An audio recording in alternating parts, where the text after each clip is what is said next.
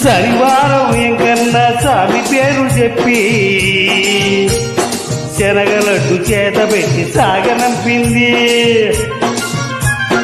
మంగళవారం ఆంజనేయ స్వామి పేరు చెప్పి అసలు పనికి అడ్డమెత్తి తప్పుకున్నది.